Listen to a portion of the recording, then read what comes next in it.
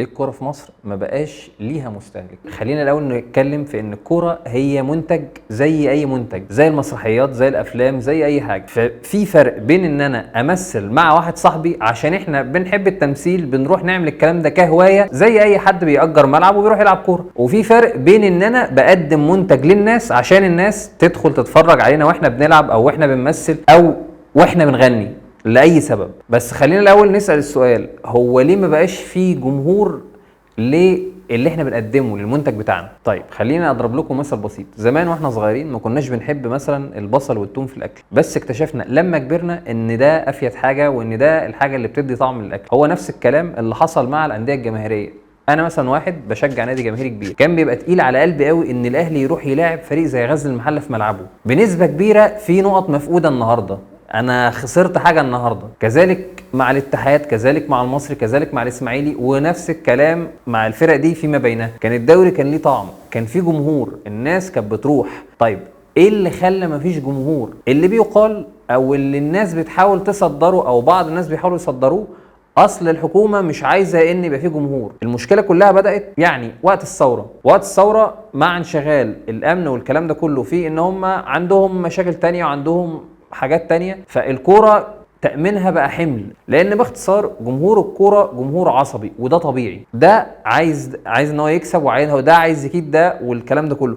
طب دلوقتي الحل ايه؟ هنفضل كده؟ لا، الحل من الاخر في الفلوس. الفلوس هي اللي بتحل اي حاجه. لو المسابقه ديت رجعت ليها قيمه وتوفر فلوس، قدرنا ان احنا نطلع بقى جزء من الفلوس دي في نواحي تنظيميه كتير، من ضمنها نصيب الامن، وده شيء طبيعي ومفيش فيه اي مشكله. المسابقه دي هتبقى عظيمه جدا، مش هتتوقف، هتبقى مربحه جدا. لان الموضوع بقى ممل، كأن في منتج هو اللي بينتج المسرحيه ولا بينتج الفيلم، هو اللي بينتج الحفله وبيمنع الجمهور انه يخش. طب انت عايز تخسر ولا انت عايز ايه بالظبط؟ انا دلوقتي عندي الانديه الجماهيريه دي، هيحصل ايه لو الانديه دي كلها اتخصخصت او اتسمح لها ان هي ترجع تاني الدوري بس بشكل مختلف؟ الدوري لو اتعمل موسم او 2 بس، عبارة عن مجموعتين، كل مجموعة فيها حوالي 16 فريق، كل فريق هيلعب ذهاب بس، مش هيبقى فيه عودة. يعني الفريق في المرحلة الاولى كل فريق هيلعب 15 ماتش، 15 ماتش الناحية دي وزيهم الناحية التانية، عشان ما نخشش في مشكلة ان الدوري يبقى في حتة خروج مغلوب، يبقى كأنه زي كاس. الموضوع ده مش عادل، لان انا ممكن يبقى عندي فريق قوي جدا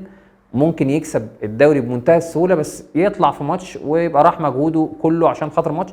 فاحنا بعد ال 15 ماتش الاولانيين اللي هو المرحله الاولى، هيترقى من المجموعه الاولى مثلا وليكن 8 فرق، والناحيه الثانيه 8 فرق، كده بقى عندنا 16 فريق، كأن بقى عندي 16 فريق في الدوري. طيب ايه اللي هيحصل او ايه اللي اختلف لو انا كان عندي اصلا 16 فريق انا بادئ بيهم الدوري؟ ايه المشكله بقى او ايه المختلف لو انا بدات 16 فريق اصلا؟ هو دلوقتي الموضوع للاسف مش متاح. احنا هنعمل الكلام ده بس واحده واحده. انا الحاجه اللي انا هخسرها من ان الدوري هيبدا 16 فريق هنا، ان انا هيبقى عندي تكافؤ الفرص تيبيكال واحد، اللي هو ايه؟ انا هلاعب نفس ال 15 فريق 15 مره على ارضي و15 مره بره ارضي. دلوقتي الموضوع هيختلف شويه، لان انا في فرق انا مش هلاعبها على ارضي وهم مش هيلاعبوني على ارضهم، والعكس صحيح.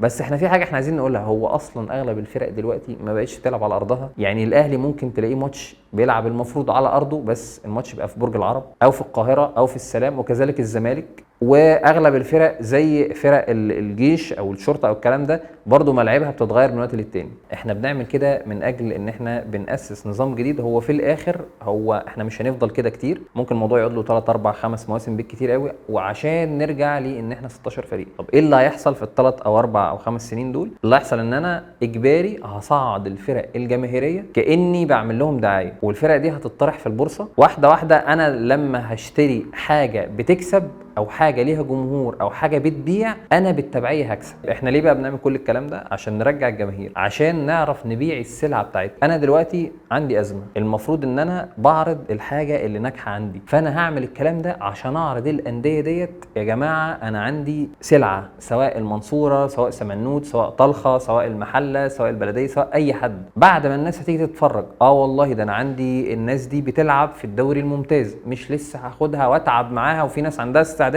تشتري الفرق وهي في الدرجه الثانيه وتطلع بيها. فيا سلام لما انا هقول لك والله انا عندي سلعه هبينها لك، تعال اشتري. ساعتها هيخش فلوس للدوله، وساعتها الانديه ديت هيخش لها فلوس، هتقدر تحافظ على لاعبتها، الجمهور هيتبسط، هيبقى عندنا سلعه، كلنا هنتبسط. ممكن لاحقا نبيع السلعه ديت. احنا كده بقى عندنا دوري فيه 32 فريق، في 16 هنا و16 هنا، كل واحد هيلعب له 15 ماتش في اول مرحله، وهنا 15 ماتش. طلع من هنا 8 و8 او 6 و6 او 5 و5. بقى عندنا المرحله الثانيه بنفس النقط اللي احنا عملناها في المرحله الاولى. معلش هنعدي حته، اصل انا والله انا مجموعتي كانت صعبه ففقدت نقط، او انا مجموعتي كانت سهله. فهم سنتين ثلاثه، احنا كده احنا في 2013 او 2014 اتعمل حاجه شبه كده لما الاهلي في الاخر كسب الدوري على حساب سموح. الموضوع بالنسبه لنا هيبقى احسن لكذا سبب. مبدئيا الاهلي بدل ما هو بيلعب كل موسم 34 او الزمالك بيلعبوا كل موسم 34 ماتش، وبخلاف كده انت مطالب ان انت في افريقيا بنقعد ناجل، فالدوري بيتاخر. كده الدوري مش هيتاخر، بنريح في افريقيا، فرصنا في الفوز بتبقى احسن،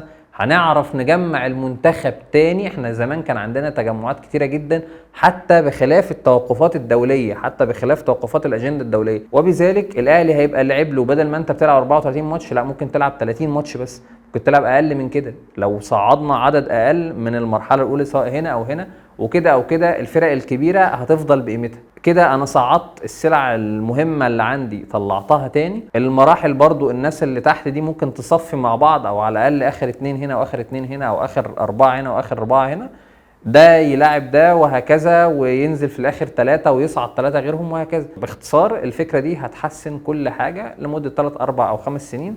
نرجع تاني 16 فريق، دي هنتكلم فيها لاحقا ان شاء الله باذن الله، بس يبقى اغلبهم فرق جماهيريه، لان كده احنا ما عندناش سلعه بتتباع، ولا عندنا كوره حلوه، ولا عندنا ملاعب، لان احنا معناش فلوس نصرف على الكلام دوت. من الاخر اللي بيحكمنا هي المصلحه. ماشي، لو كده فمصلحه بمصلحه، احنا بنقول يا جماعه مصلحه الكوره ومصلحه الفلوس ومصلحه الجماهير ومصلحه كل حاجه ان الدوري يرجع دوري جماهيري تاني.